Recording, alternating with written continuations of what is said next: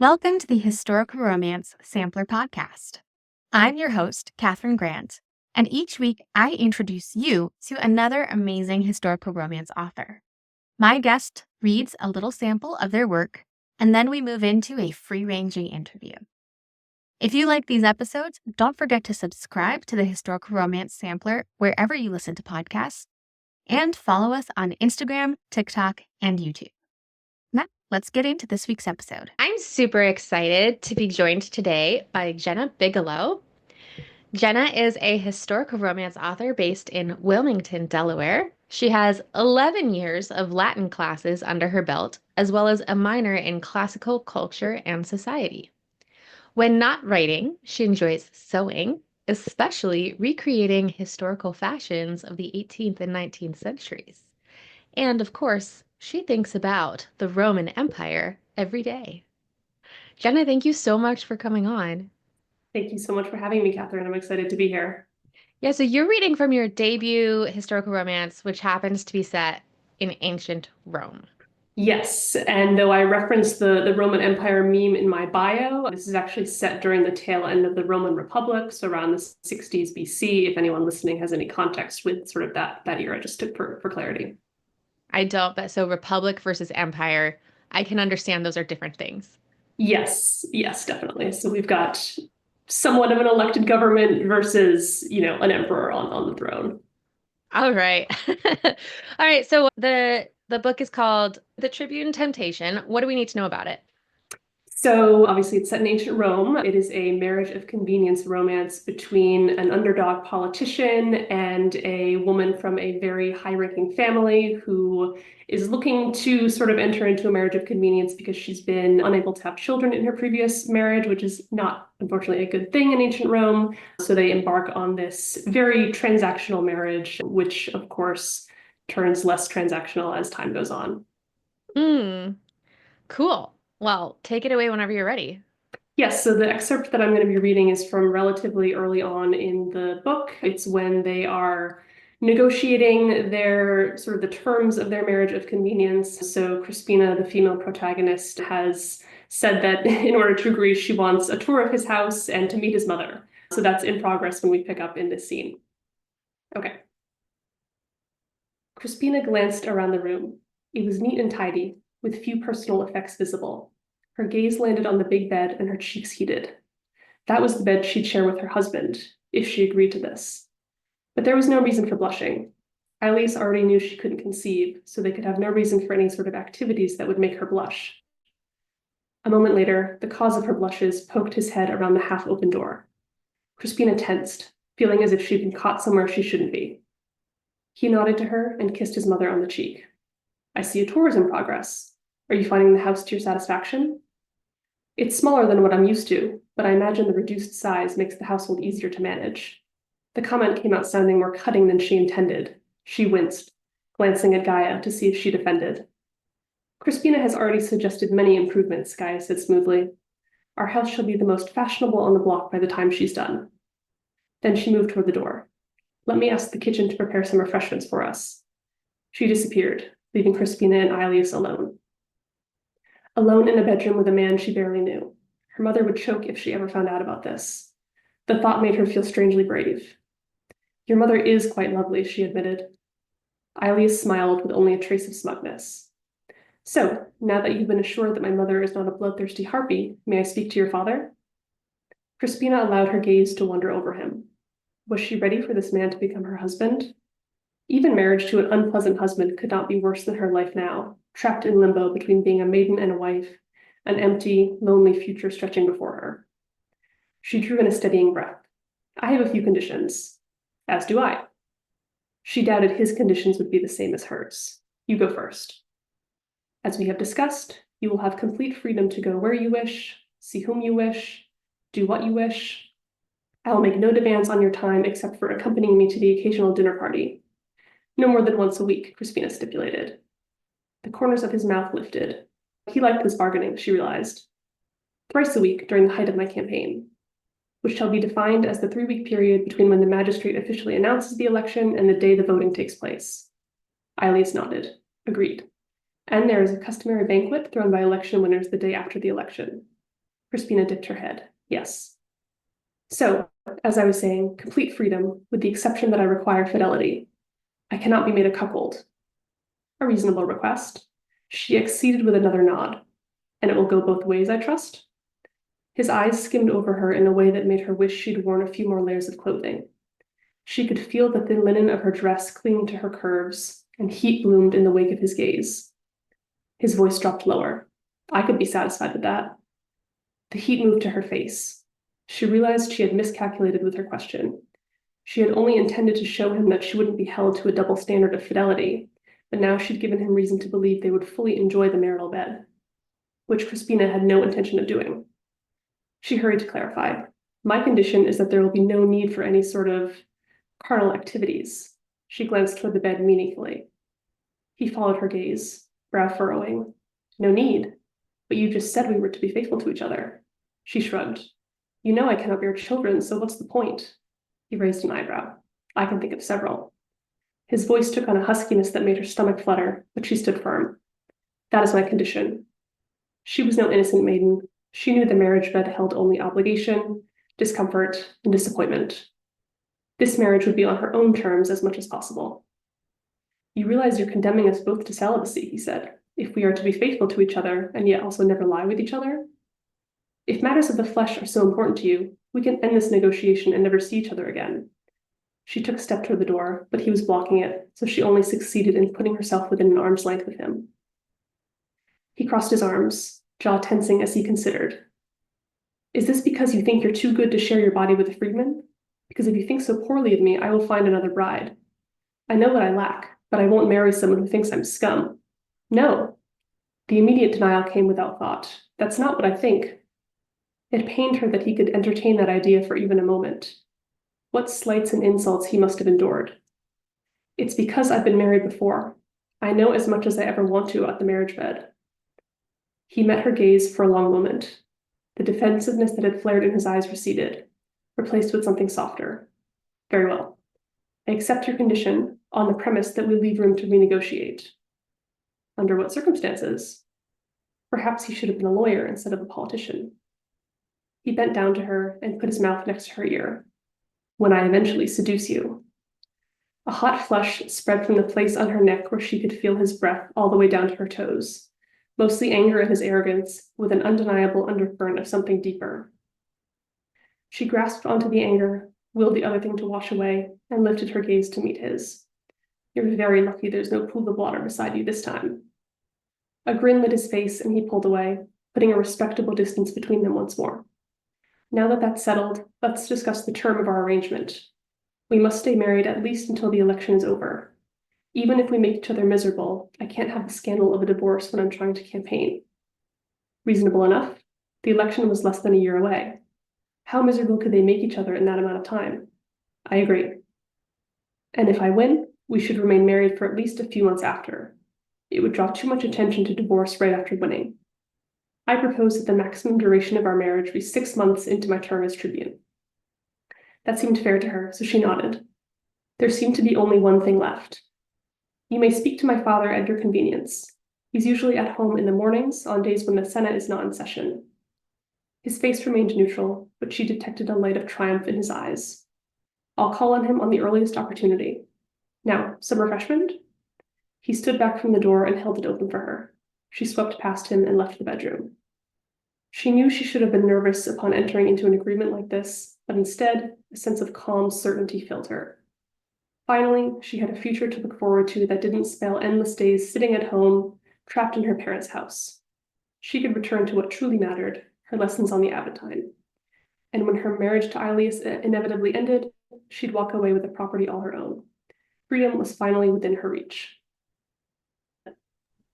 Ooh, what a really fun little negotiation scene. Yes, very unromantic for a historical romance novel, but I promise it gets more romantic later. Yeah, I mean, this is just giving us so much tension to work off of. Yeah. Yeah. Well, I've got a lot of questions for you, but first we're going to take a quick break for our sponsors. Historicals on the High Seas Cruise is a journey of a lifetime traveling to fascinating Key West and breathtaking Bimini in the Bahamas. 4 nights aboard the beautiful Celebrity Reflection, June 16th to 20th, celebrating the readers and writers of historical fiction and romance. Hosted by me, award-winning narrator Joel Frumkin, with special guest, social media sensation, historical tailor Zach Pinsent. Join a crew of best-selling authors, including Sherry Thomas and Stacey Reed, for fascinating panels, historical crafts and games, author-hosted excursions, and, of course, period dress-up nights.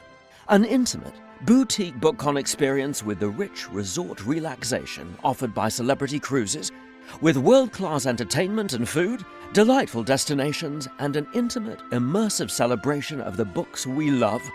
Visit historicalsonthehighseas.com to learn more and to book yourself the back in time of your life.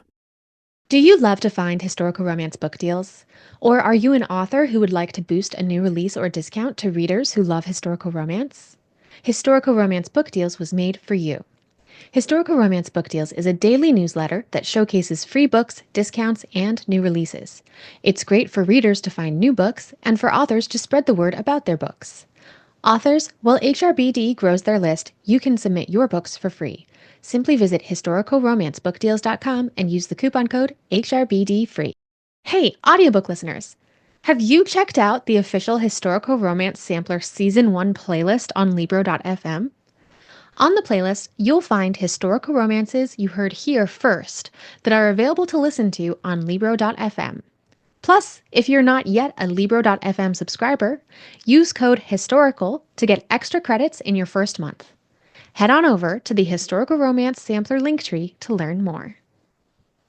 So I am back with Jenna Bigelow, who just read from the Tribune Temptation. And I haven't read any historical romances set in ancient Rome. So I was really curious coming into this, like, what kind of historical romance is this going to be? Is it going to be like really dark and violent? Or is it going to be, I live in the Regency sphere? And so from this little scene that you shared with the marriage of the convenience, the class differences, talk of dinner parties and political campaigns, it's very fun. Like, it's giving me my Regency romance vibes of like, oh, this is like, just like some fun power dynamics. So I'd love to hear, first of all, how did you think about approaching ancient Rome for historical romance? Yeah, I'm so glad you got that vibe because that's exactly what I was going for. I originally had the idea for this series when I was reading an excellent Regency romance, and I suddenly had the idea of like, how would this plot be different if it was set in ancient Rome, and how would it be the same? And so that really sparked the idea of wanting to take sort of more traditional, well-trodden historical romance tropes and vibes and apply it to an ancient Roman setting. So it's definitely not dark, it's definitely not violent. There are some different social and cultural things that we get to explore. For example, as you heard in the excerpt, divorce was much more common and accessible to both men and women in ancient Rome than it was in, Regency or Victorian England. So that's something that's like on the top of their minds. I think that lends a really fascinating aspect to a marriage of convenience story because like there's nothing keeping them together. They can fully plan on going their separate ways. So there comes a point in the story where they actually have to make the choice to be together. They're not just stuck together because they've gotten married. And I think that's a really fun thing to play with. Yeah, that is really interesting. So I know that, you mentioned in your bio, you have like years of Latin study, which I'm sure comes with Latin culture as well. But what was your research process to figure out how this would play out in ancient Rome? Yeah, so I was lucky to come into it with a fairly solid foundation of knowledge about the Roman era. So I started taking Latin classes in 6th grade. I continued that into high school, where I actually got a perfect score on the National Latin exam 2 years in a row, which is like the dorkiest achievement ever. Wow. Congratulations. I definitely peaked in high school. And then in college, as you read in my bio, I minored in classical culture and society, which, involved taking a lot of history and like art history classes. So I came into it with a pretty solid foundation of like what the culture was like, obviously like as an amateur. And then I really dug into certain aspects that were relevant to this book. So for this book being about like a politician, I was reading a lot about the political system, the election process, even like the physical process of voting. So I was really digging into a lot of that. And as I'm sure like maybe 1% of what I researched like made it into the book, but it was a fascinating process nonetheless. Yeah, that is really interesting. And I know that, the 18th and 19th European culture and specifically British culture were kind of obsessed with Roman Empire Yeah. too. As you're researching classical societies, how much of what you're getting is filtered through what the 19th century historians were kind of projecting onto classical society from what they wanted? I think today, like in, the 21st century, there's been a lot of research done to sort of reframe how we think about the past, like particularly research done around like the rights of women and the huge role that women played in the ancient world, which, 18th and 19th century historians weren't necessarily focusing on. I've read some really interesting sort of deconstructions of what we believe about like certain emperors, for example, like Nero is kind of infamous. I read a really interesting book, like picking apart all of the terrible things that we might believe about an emperor like Nero and looking at them in context of what actually might have happened and like who's saying the terrible things and how does that interpret how we think about historical figures like that. So yeah, I think it is interesting to see like the type of scholarship that's happening now, in the 2020s or 2000s versus, a couple centuries ago. Yeah, no, absolutely. And are there other authors who have written or are currently writing ancient Roman historical romances? Yeah, so what I've noticed, I'll generalize a bit, but there's are sort of two ends of the spectrum when it comes to romance set in ancient Rome or the ancient world. On one end of the spectrum, there is romance that is set in the ancient world and often has themes of like early Christianity and about sort of like a faith-based romance, which is super cool, but that does have a specific viewpoint. And then on the other end of the spectrum, there is like super high heat, like erotic romance, like often focused on gladiators, and that is super cool. But I'm sort of more in the middle, basically, like I mentioned earlier, trying to bring like the traditional romance vibes to the ancient Roman era. So again, it's not dark, it's not violent, it's also not like faith-based or inspirational. Sort of, finding that spot in the middle. Yeah, that's really cool. Who would you say are the historical romance authors who have influenced your work the most? Yeah, so there are a lot, which is why I'm going to pause before answering that I know it's a question. tough question. So I think one of the first, if not the first, historical romance I ever read was one of Jeannie Lin's works set in like ancient China. That really opened my eyes to what historical romance could be in terms of moving outside of like, Regency England. I loved the way that she was able to blend like the sort of modern romance vibes with something that felt very authentic to that period, or at least what I understand of that period, not having any expertise in it. So that was definitely an inspiration in how to make things feel authentic and accurate while also like giving you those romance butterflies. Yeah, that is a really great comparison point. So, the Roman Republic, this is a really ignorant question. Does that mean that this story takes place in Rome? Yes, Okay. but it's the only one in my series that actually takes place within the city of Rome. So the second book in this series, well, part of it takes place in Rome, but part of it takes place in like modern day, like France, so like one of the Roman provinces. And then the third book in my series takes place in Ostia, which is the port city like just outside of Rome on the coast. So, but within that Mediterranean sphere. Yeah. And are there ruins from the Roman Republic time for you to kind of like look at and be like, oh, this is how the houses were arranged and things like that? Yeah, I think one like big misconception that people often have from looking at a lot of ruins is that the sort of like white marble aesthetic, like in reality, like things were painted very brightly. They were like, you know, very eye-catching colors and very elaborately decorated. So that's something that, when you're looking at a ruin of a building, you sort of have to like project that viewpoint onto it. But yeah, I think like Pompeii is a great example because it's unfortunately so well preserved because of the volcano eruption. They have some really beautifully preserved, mosaics and frescoes and all of that to get inspiration from. Yeah, that's fascinating. I think that a fun challenge that historical romance authors writing outside of like Britain have to take on is more world building because the readers don't have as much of like a reference point or even a like I know what's going on. I'm so don't tell me about the wallpaper. How did you think about balancing world building with story and all of that for your novel? Yeah, I think, to be honest, as an author, like setting description is one of those things that's probably like a weakness of mine. And so I really had to be very intentional about incorporating that into the story to make sure that the reader feels like they are immersed in this world that looks very different from a Regency, drawing room or ballroom or what have you. So yeah, I tried to sprinkle that in throughout. I stayed away from using any like Latin terms. Like I used English equivalents where possible, 99% of the time, because I didn't want the reader to feel like they're reading something foreign. Like my goal with these books is to have the reader feel like they're stepping into something very familiar, something that feels very familiar to a reader of historical romance, and it maybe just has a few quirks here and there. Yeah, no, absolutely. It's really fun. But speaking of Latin, are there any pet peeves or common mistakes or misassumptions that you see people making when they put Latin into historical romances? Because I feel like there is a little bit of like a character will have studied Latin at Eton, and so they're using it. And I don't have any context for Latin, so I just take it as it comes. I don't think I've like noticed anything specific. The question I used to get a lot, like when I was more actively studying, in school was like, well, can you speak Latin? And I would always have to sort of explain to people that you don't learn Latin like you learn like a modern language. Like I have no ability to like rattle off a sentence in Latin. Like I'm learning how to analyze texts and translate in writing. So I think as long as you don't have characters like rattling off like conversation to each other, unless they've specifically studied that for some reason, I think it's all good.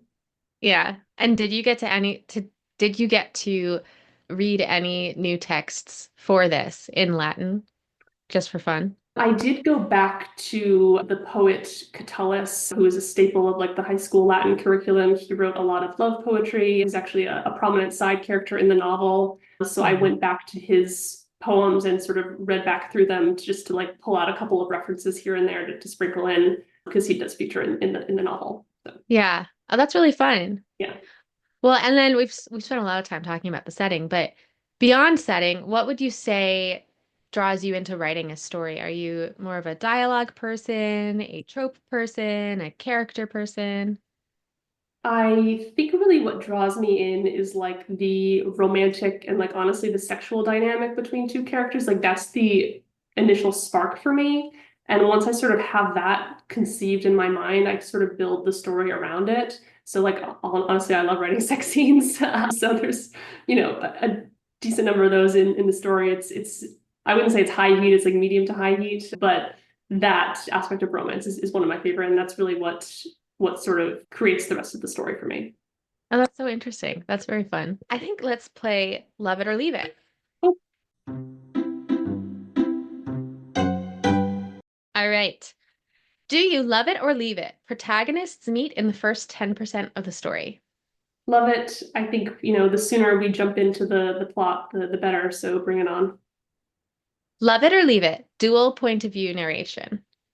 Love it. One of my favorite things is getting to see one character through the eyes of the other character, and particularly how their perceptions about each other evolve through the course of the story. I think that's one of the things that's really possible to highlight with dual POV. Yeah. Love it or leave it? Third person past tense narration. Love it. I think that's pretty much the standard in historical romance these days, and that's how I write. So All right. Love it or leave it? Third act, breakup, or dark moment. I sound like a broken record, but I love it. I think, you've spent the whole book convincing the readers and convincing the characters that they're meant to be together. And I think when you have that moment of them on the verge of losing this, relationship and this love, that's really when you recognize the stakes and see what they're at risk of losing. So I love that high angst moment. Love it or leave it? Always end with an epilogue.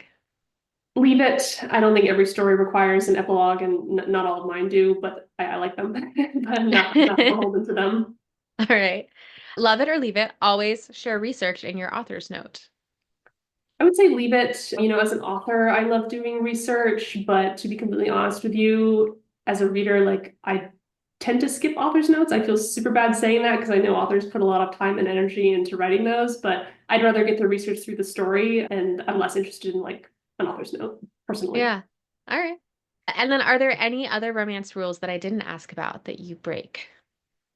I'm mostly a rule follower. The one thing I think I'm towing the line with in book 2 of this series is the female protagonist is married to someone else at the beginning, which is usually a big no-no. I think I've made it work by making it very clear that there's no like emotional or physical intimacy between them. It was an arranged marriage, and no spoilers, but the husband is well out of the way by the time her relationship with the male protagonist kicks off. So I'm hoping I've worked around that, but I know that's a little bit iffy for some people.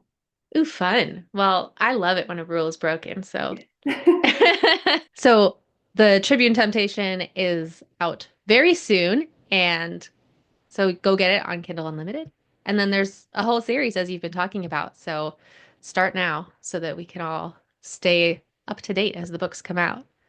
Yeah, so book 2 should be out in early May, and then book 3 is set to come out in July. So it'll be a busy couple of months, but there should be at least 3 more ancient Roman historical romances in the world by the time I'm done. Nice. And where can readers follow you besides getting your books? Yes, so my website is jennabigelow.com. By the time this episode is out, I will have released a free novella to my newsletter. So if you sign up to my newsletter, you can get a taste of my writing style. And then I'm also on Instagram and Threads at Jenna Bigelow Writes. Awesome. Well, Jenna, I really appreciate you coming on. I hope I didn't ask too many dumb questions about the Roman Republic / Empire. I'm really excited to have this story coming out and to continue to see historical romance get new, interesting eras and settings and people. So thank you for writing it, and thanks for coming on the podcast. Thank you so much. That's it for this week. Don't forget to subscribe to the Historical Romance Sampler wherever you listen, and follow us on Instagram, TikTok, and YouTube. Until next week, happy reading!